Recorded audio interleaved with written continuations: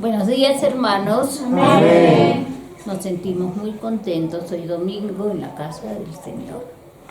Saludamos a los familiares, amigos, hermanos en la fe que nos ven a través de este medio. Les damos la más cordial bienvenida a este servicio dominical. La primera alabanza que tenemos hoy es de tal manera,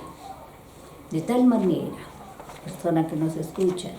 De tal manera nos amó nuestro Dios que envió a su Hijo Jesús a morir en esa cruz, a no escatimar ese sacrificio y dar el sin pecado, hacerse pecado para justificar las faltas de la humanidad, para traer la salvación, y no solo la salvación, con ello vino la vida eterna.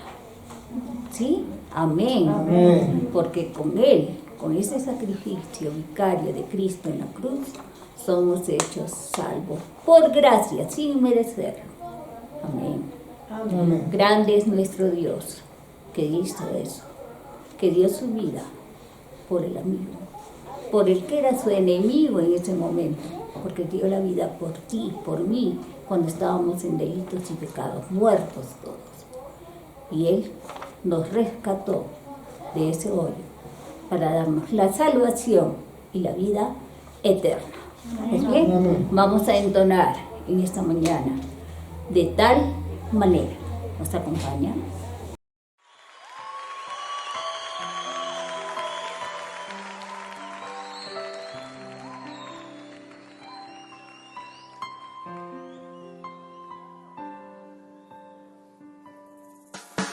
De tal manera me amó que su vida no escatimó,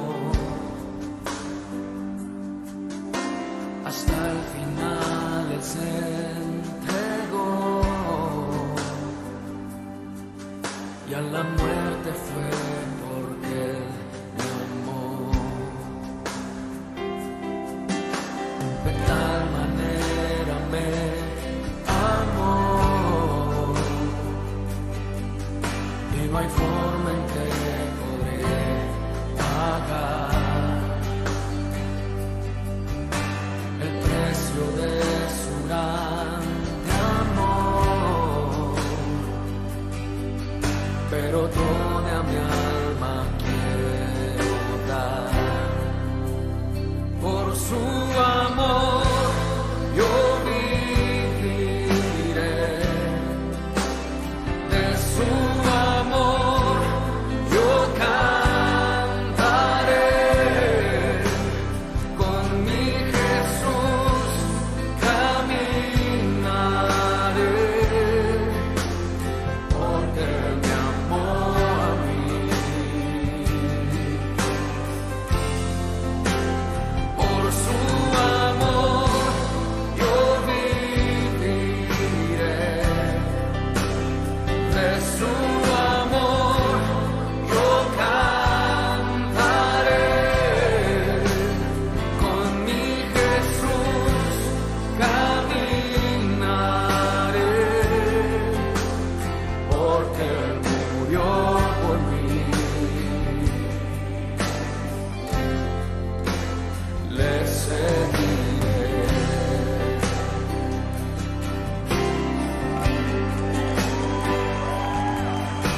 De tal manera me amó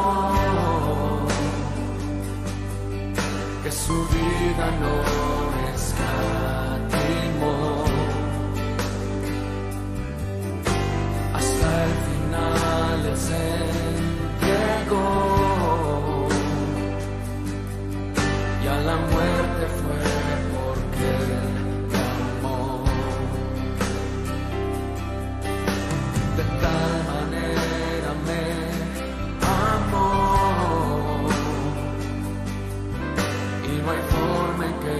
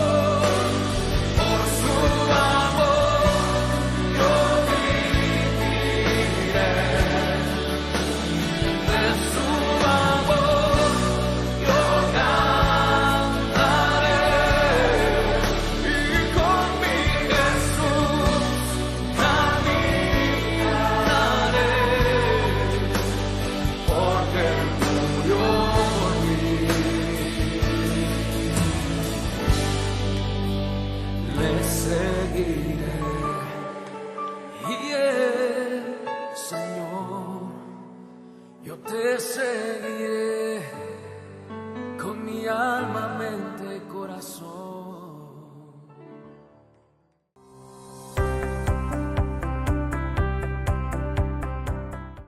Muy buenos días, hermanos. Amén. La Iglesia Bautista Emanuel Chupaca los saluda en el nombre de nuestro Señor Jesucristo. Y también saludamos a nuestros seguidores, hermanos, amigos que nos ven a través de las redes sociales.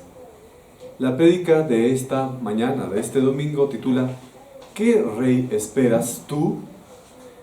La entrada triunfal de Jesús en Jerusalén, conocida por la Iglesia Católica como el Domingo de Ramos, marca el inicio de la Semana Santa.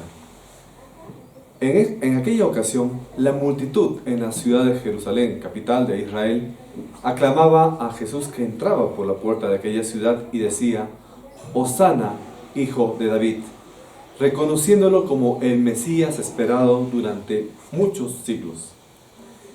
Pero a pesar de esas aclamaciones, muchos de los judíos tenían una idea errónea del tipo de rey que Jesús representaba.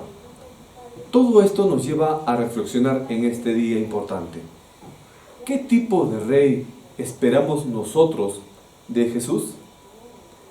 La entrada triunfal de Jesús en Jerusalén, narrada en los Evangelios, marca un momento muy crucial, muy importante en el ministerio terrenal de Jesús.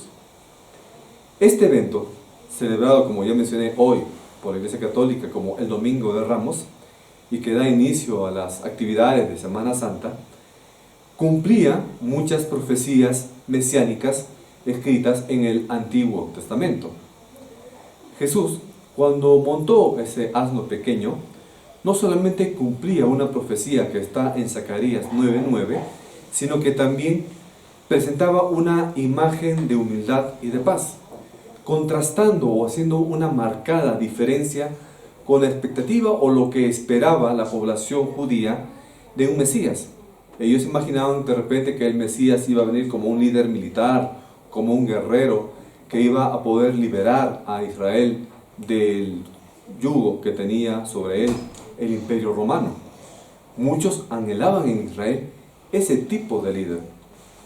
Y es por eso que la multitud allí en Jerusalén recibía a Jesús extendiendo sus mantas o ramas en el camino y pronunciando pues esa frase: Hosana al Hijo de David. Esta expresión de Hosana al Hijo de David también está en la Biblia en el Antiguo Testamento, específicamente en el Salmo 118. Y es una súplica, o expresaba una súplica de salvación y un reconocimiento al linaje real de Jesús.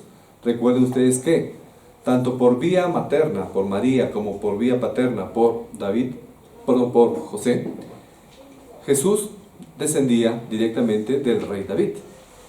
Sin embargo, es evidente que muchas de las personas que estaban presentes en aquella ocasión tenían una comprensión limitada acerca de la verdadera naturaleza del reino que traía nuestro Señor Jesucristo.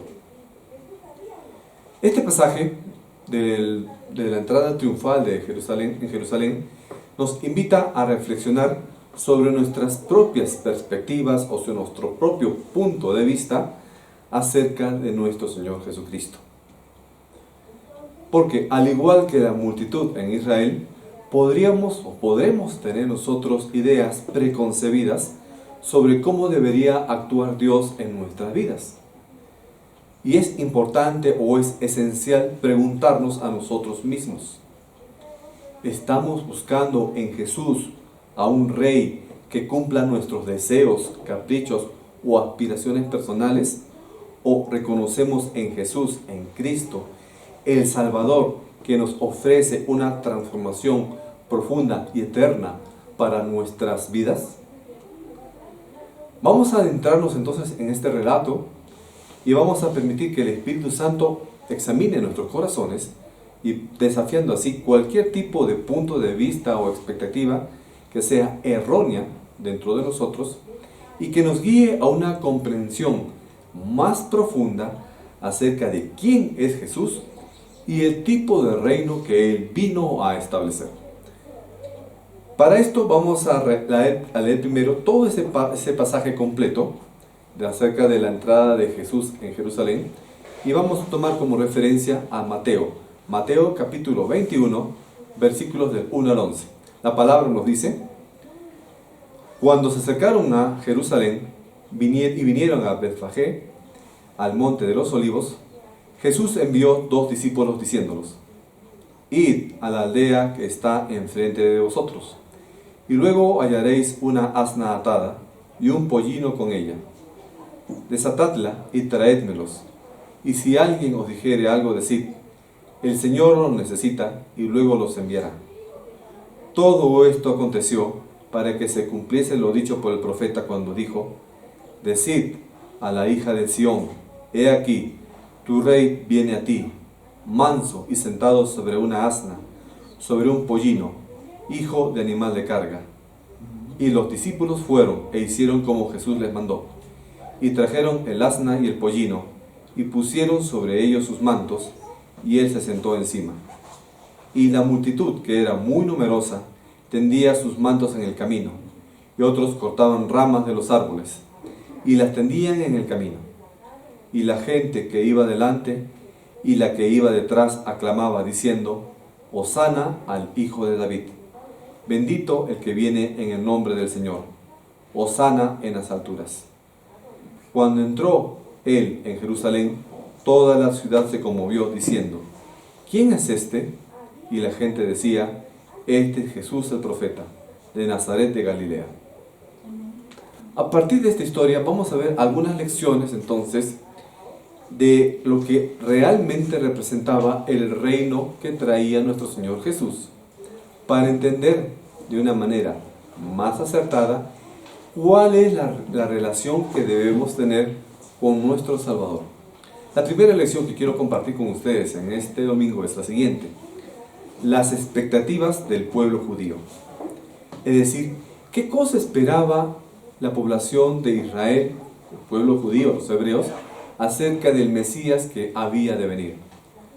Las expectativas del pueblo judío respecto al Mesías en la época de Jesús, estamos hablando del siglo I, estaban profundamente arraigadas en un contexto cultural, social e histórico de Israel de aquel momento.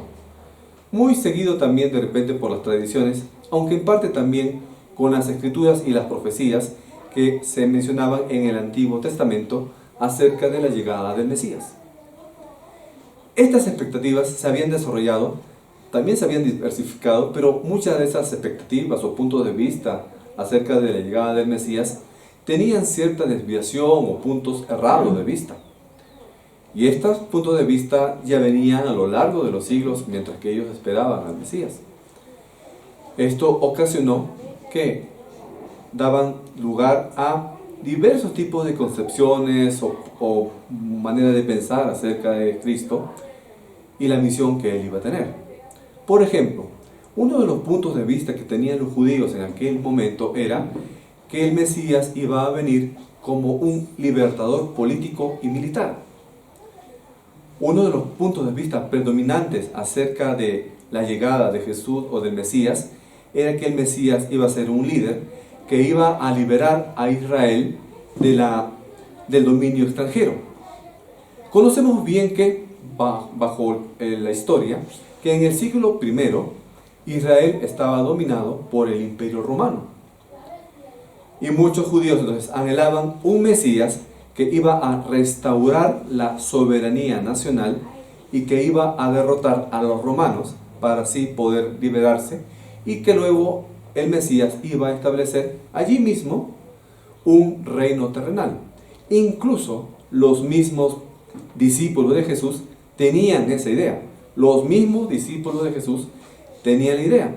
Y muchos de ellos ya se consideraban que iban a ser futuros ministros o futuros cogobernantes o generales del nuevo imperio o del nuevo reino que iba a establecer Jesús. Esta visión errada estaba basada en parte por las profecías, pero no habían visto bien el significado de las profecías. Pues estas profecías hablaban de un descendiente de David que gobernaría con justicia y que derrotaría a los enemigos de Israel. Otro punto de vista acerca de Jesús era que acerca del Mesías, es que este Mesías iba a ser un sumo sacerdote y maestro espiritual, que más o menos está algo, digamos así, más o menos bien enfocado.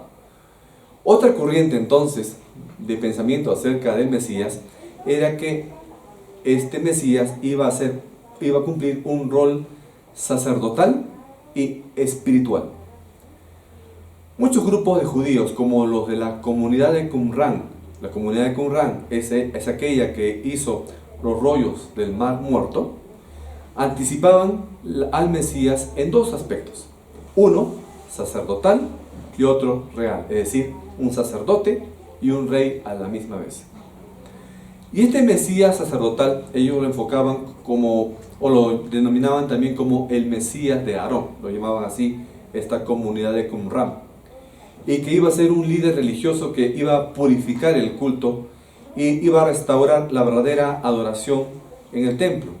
Claro que esa profecía no era para aplicarse en aquel momento, sino era todavía después de incluso de los 7 años de la tribulación, es decir, todavía es un evento que va a producirse en el futuro. Un tercer aspecto o una tercera manera de ver al Mesías en el enfoque o en la cosmovisión judía de aquel entonces era que este Mesías iba a ser un profeta similar a Moisés o a Elías. Algunos judíos esperaban la venida de un profeta semejante a Moisés o a Elías, y esta expectativa tenía cierto punto de, digamos, de base correcta, porque hay profecías en el libro de Deuteronomio, en el Antiguo Testamento, que hablan acerca de eso, donde les prometía que el profeta que iba a venir como Mesías era similar en algunos aspectos como Moisés. Incluso en el Evangelio de Juan, ustedes deben haber visto la creencia de muchos judíos acerca de que el profeta Juan el Bautista, podría haber sido una reencarnación del profeta Elías. Pero ya hemos visto también que en el Antiguo Testamento la doctrina falsa de la reencarnación no existe.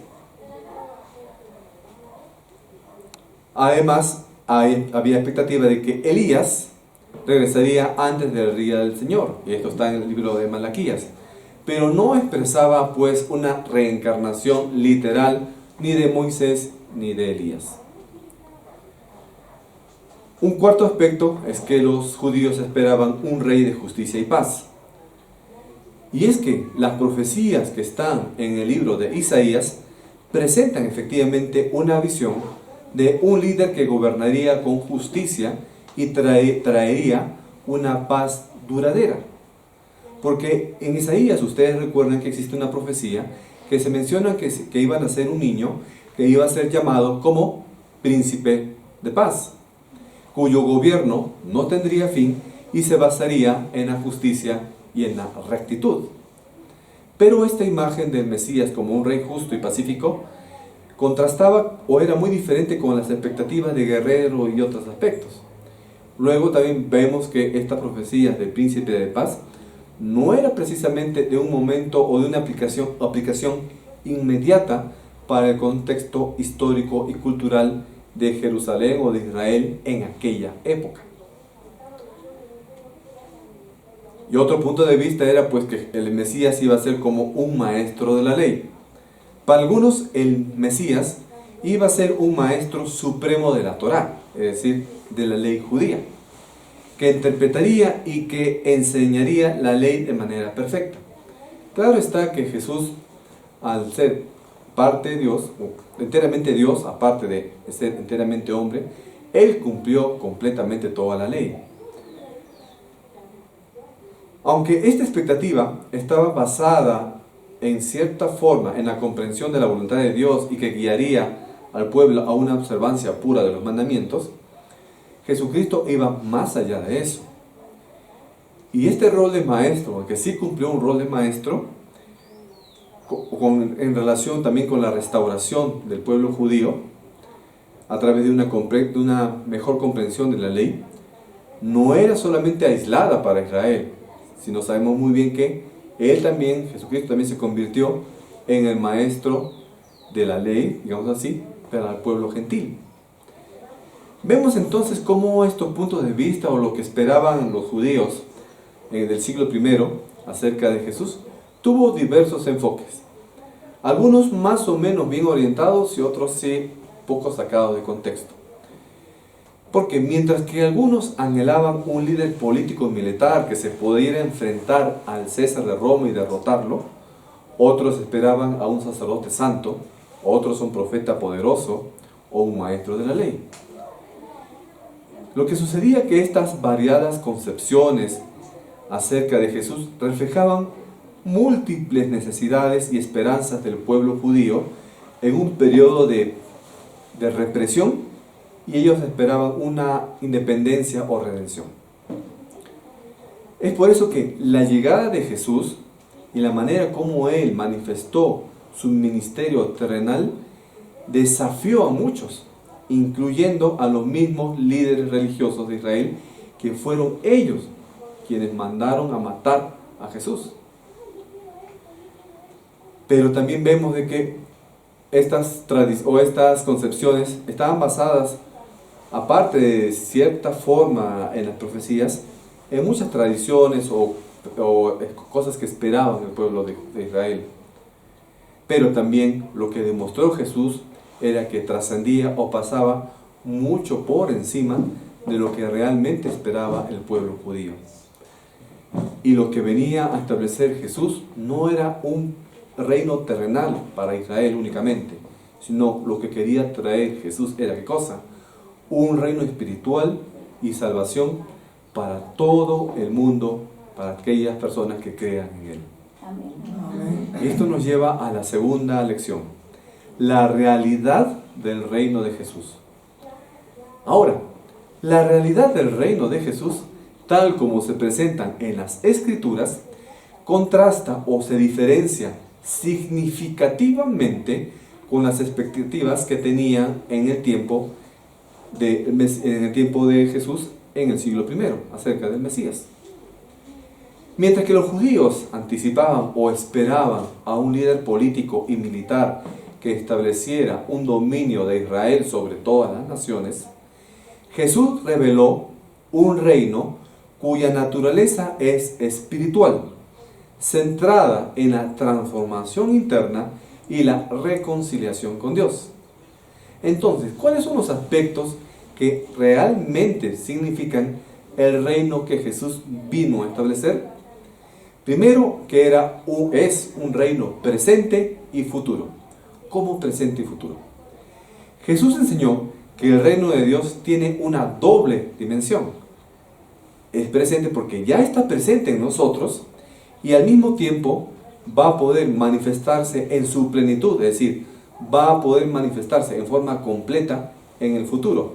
Esto va a ser en el reino milenial, después de los 7 años de la tribulación y gran tribulación. En Lucas, Jesús responde, por ejemplo, a los fariseos y les dice: el reino de Dios no vendrá con advertencia, ni dirán, mírenlo aquí o allí está, porque de hecho el reino de Dios está entre ustedes. Jesús entonces le dijo a los fariseos que el reino de Dios ya había llegado a la tierra. Entonces, ahorita también nosotros ya estamos en el reino de Dios. Pero digamos que está todavía cargándose y está ahorita en un 95% el reino de Dios. Y va a terminar de cargarse en un 100% en el reino milenial. Esta declaración entonces indica que el reino ya está activo a través del ministerio y de la presencia del Espíritu Santo en la época actual. Sin embargo, este reino va a tener todavía una realización futura, donde ya la soberanía de Dios va a ser entera y plenamente establecida. Ahora, si bien el reino de Dios se ha establecido, todavía no está completamente establecido, porque aún todavía domina aquí el Dios de este mundo, que es Satanás. Todavía en este mundo tenemos pecado, equivocaciones, muerte, enfermedad. Pero cuando establezca Dios su reino milenial, ya no habrá pecado, no habrá más muerte ni enfermedad. Amén. Y todavía hay una secuencia mucho más compleja que va a producirse en el futuro. Otro aspecto es las características del reino de Jesús. Primero, que este reino de Jesús es espiritual y transformador. El reino de Dios o el reino de Jesús no es un dominio político o geográfico, como lo pensaban los israelitas, sino es una realidad espiritual que transforma el corazón de las personas. Jesús enfatizaba la necesidad del nuevo nacimiento para que nosotros pudiéramos entrar a ese reino, indicando entonces así que este reino es accesible a través de la fe y de la regeneración espiritual.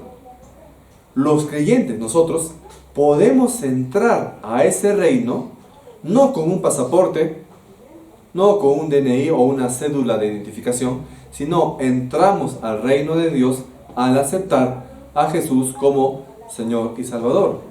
Pues el reino que vino a establecer Jesús era un reino espiritual, no era un reino terrenal como lo pensaban los judíos. Otra característica de este reino de Dios es que en este de Jesús es que en este reino hay justicia, paz y gozo. El apóstol Pablo, en una de sus cartas, en la carta a los romanos, citó lo siguiente, que describía al reino como de justicia, paz y gozo en el Espíritu Santo. Y estos valores son fundamentales o son importantes porque reflejan la naturaleza del gobierno de Dios y cómo debe manifestarse en la vida de los creyentes. Y otro aspecto es que este reino es universal e incluyente. Aunque Jesús inició su ministerio entre los judíos, el pueblo escogido de Dios,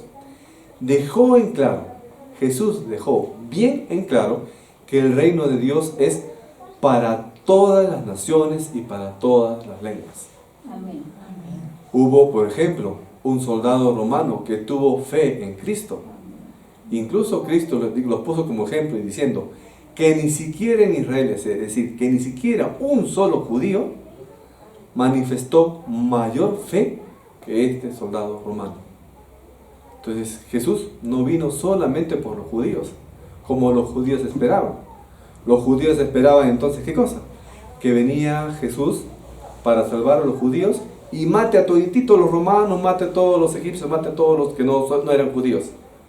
Pero Jesús vino a salvar tanto a judíos como a gentiles, es decir, a no judíos, incluyendo también a los mismos enemigos de Israel. Por él, todos ellos, por todos nosotros, vino Jesús. ¿Y esto qué cosa refleja también? Está relacionado con la gran comisión, es decir, que nosotros salgamos a predicar el Evangelio.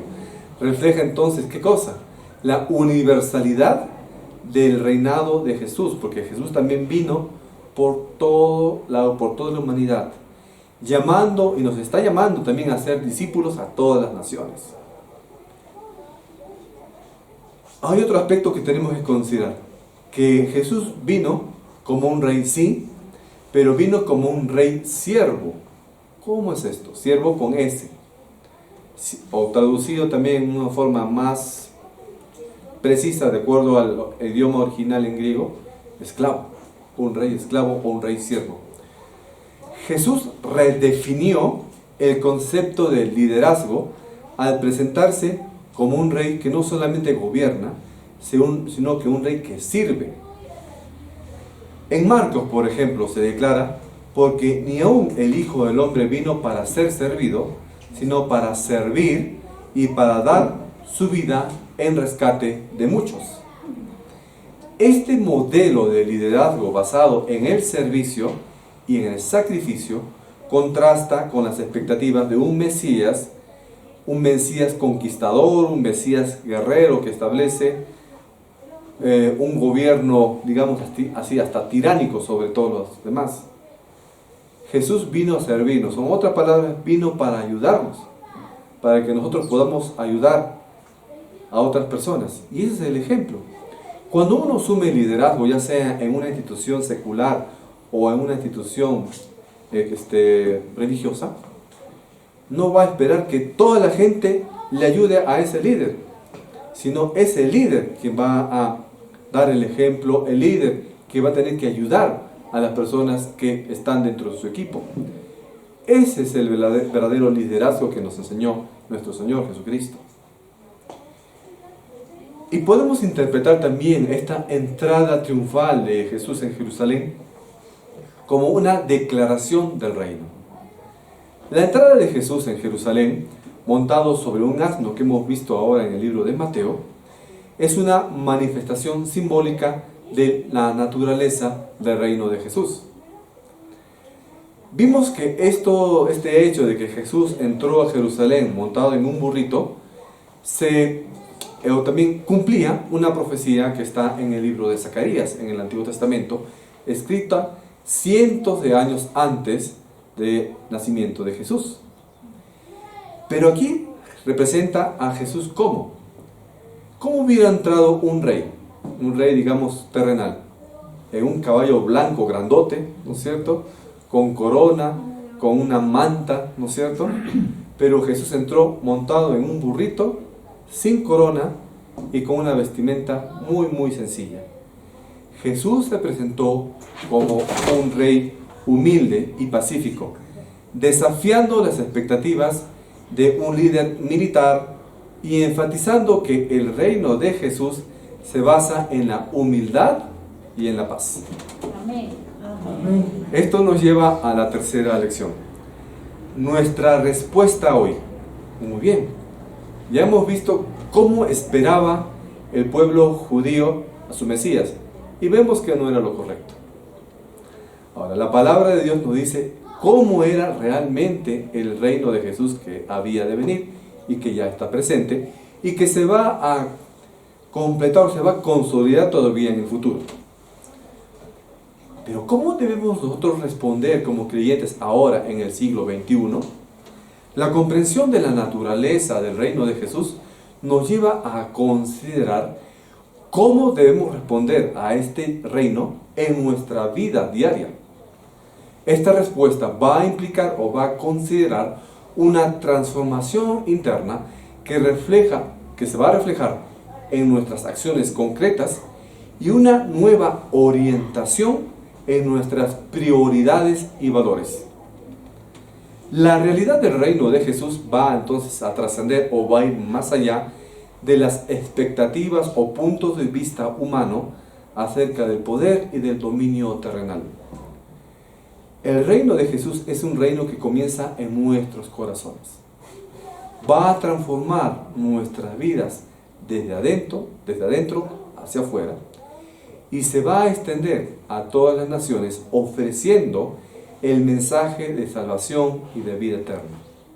Si tú ya eres creyente, significa que el reino de Dios ya ha nacido dentro de tu corazón. Pero ese reino no va a quedarse ahí nomás solito, aislado. Tú tienes que hacer que ese reino se expanda. ¿Cómo? Compartiendo la palabra de Dios con las personas que te rodean. Y esto nos lleva a que si nosotros estamos reconociendo que Jesús es nuestro Rey, somos también llamados a seguir su ejemplo, viviendo según los valores del reino y participando activamente en su misión redentora en el mundo. ¿Cómo podemos aplicar esto? Primero, tenemos que buscar primeramente el reino de Dios.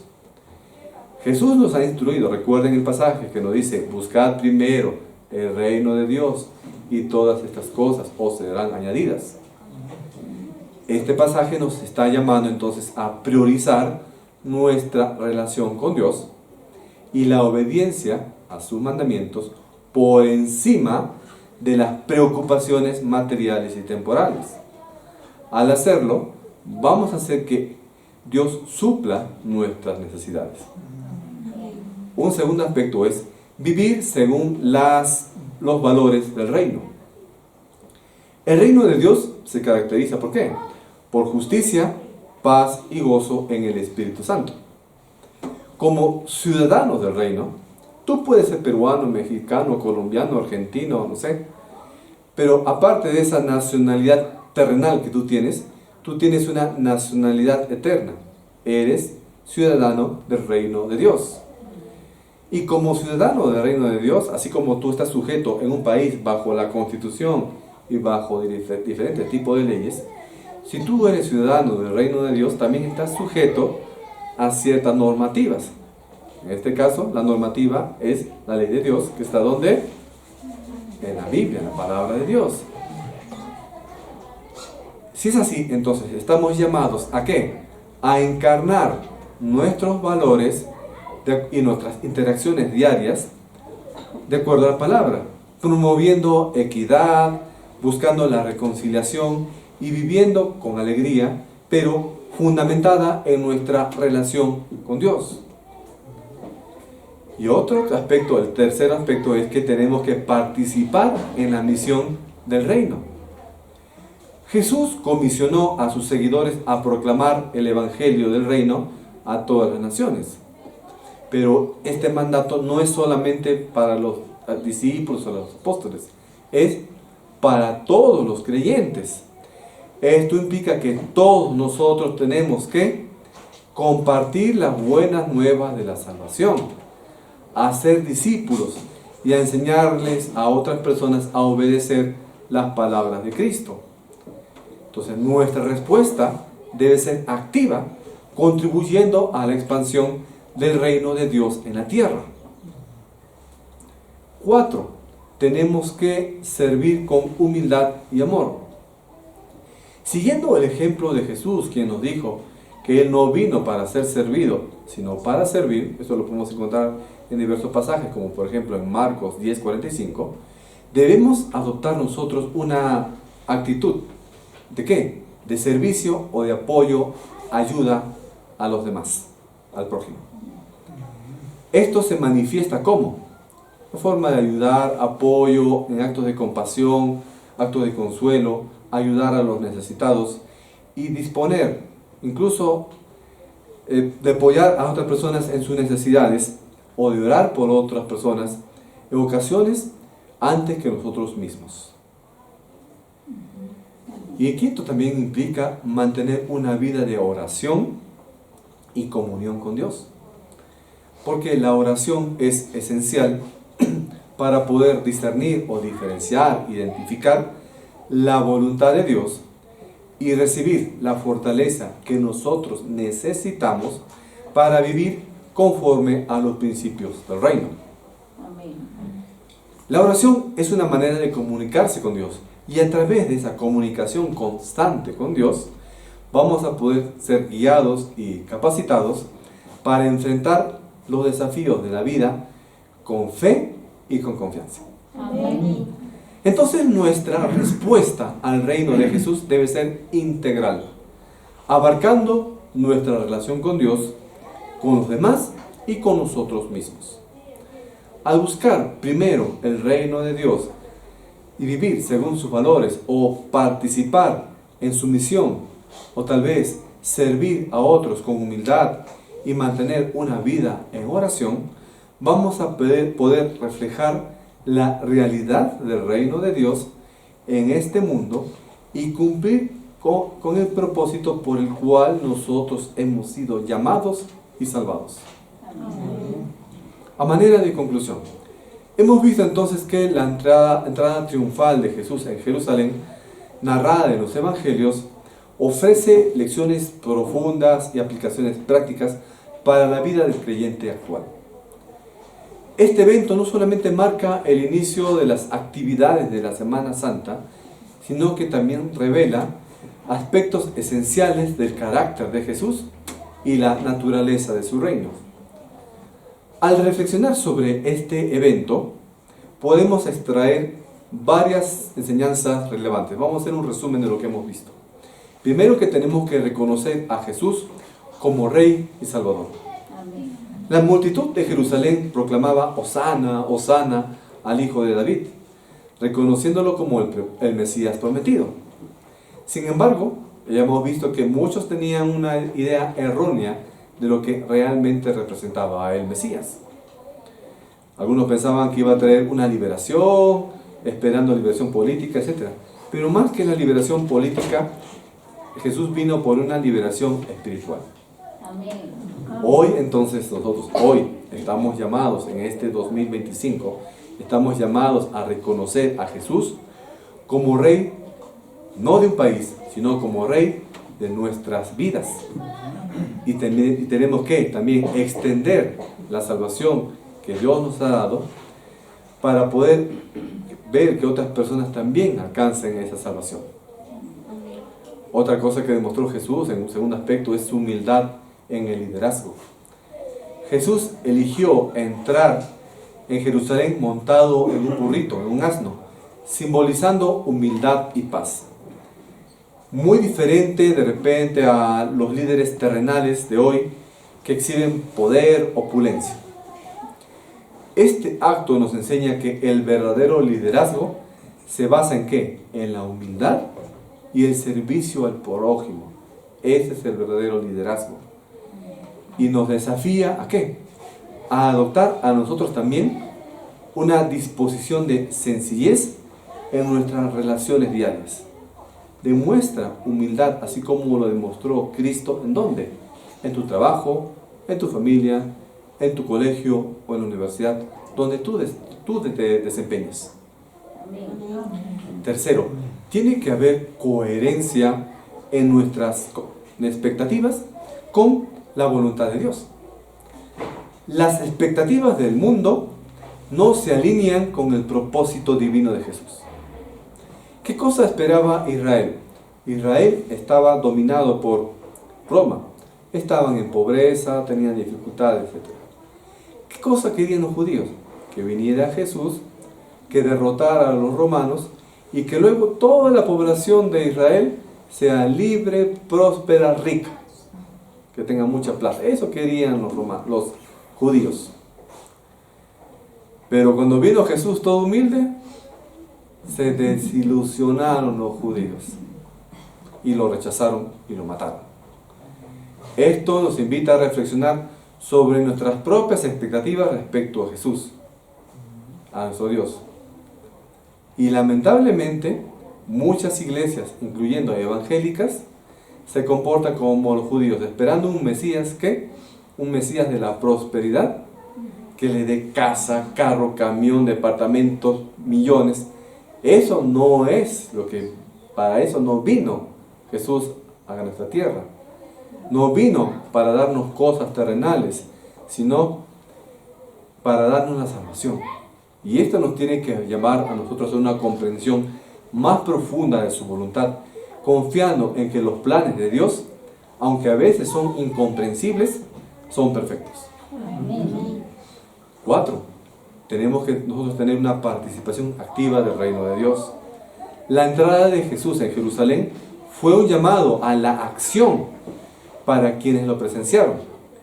De manera similar, cuando nosotros recordemos la entrada de Jesús en Jerusalén, somos invitados a participar activamente en la obra del reino, compartiendo el mensaje de la salvación y viviendo conforme a los principios del Evangelio en nuestro entorno.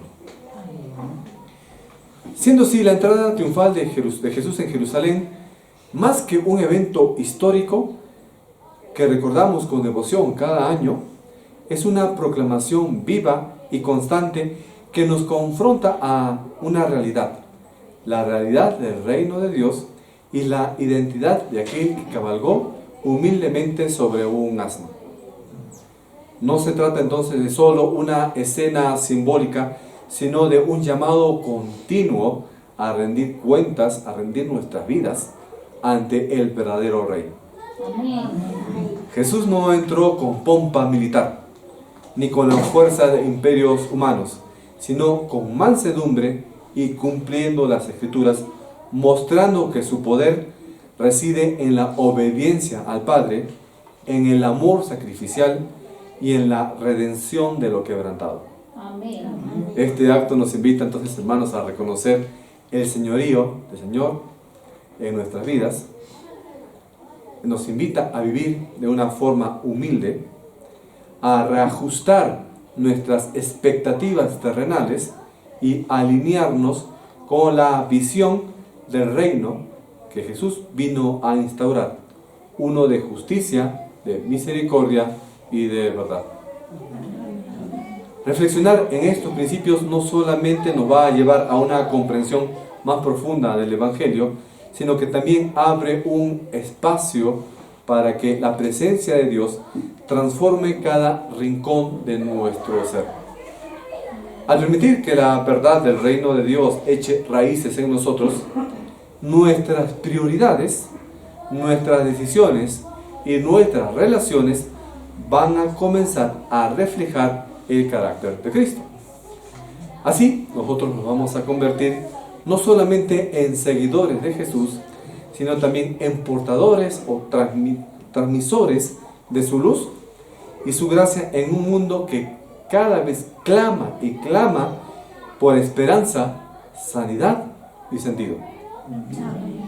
La multitud que aclamó a Jesús con palmas y gritos al decir Hosana, lo hizo por motivaciones equivocadas. Anhelaban un libertador político o un Mesías que cumpliera sus sueños nacionales, pero no comprendían el tipo de rey que se acercaba a ellos.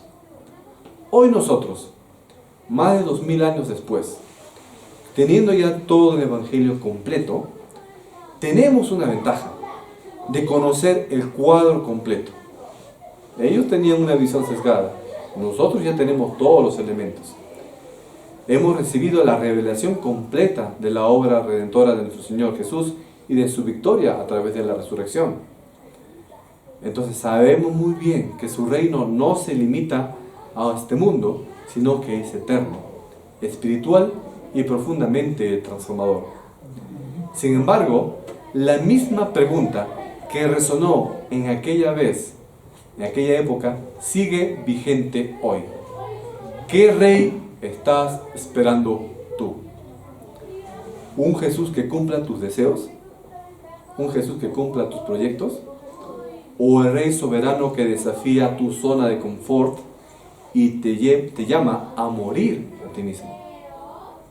Que nuestra respuesta vaya más allá de las palabras y se exprese en una vida rendida, obediente y llena de fe.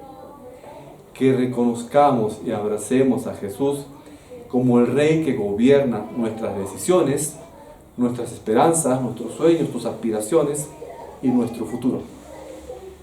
Él no vino para establecer un trono en Jerusalén, sino establecer un trono en tu corazón, para cada creyente que esté dispuesto a seguirle. Su reinado no tiene fin, y su poder se va a perfeccionar en la entrega de nuestros corazones. Amarlo y seguirlo es el mayor privilegio que nosotros podamos tener. Amén. Amén. Oremos.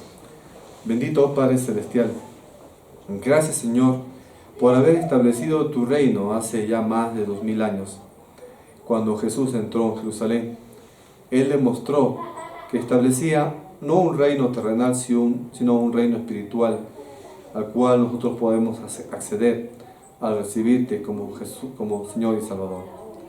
Gracias Señor, porque nosotros no merecíamos esa salvación por nuestros pecados, nuestras transgresiones o nuestras culpas, sino que en tu misericordia Jesús vino a la tierra para poder salvarnos. Padre Celestial, a nosotros los creyentes ayúdanos a tener más valor, fortaleza y sabiduría para poder seguir compartiendo el Evangelio y seguir expandiendo ese reino y alcanzar, Señor, hasta el último rincón de este mundo. Un mundo que cada vez tiene mayor necesidad de ti. Un mundo que se desmorona en la corrupción y en los propios pecados. Padre Celestial, guíenos en ese camino y susténtanos también en nuestras necesidades. Que todos, Señor, nosotros podamos ser parte del cumplimiento de tu gran comisión.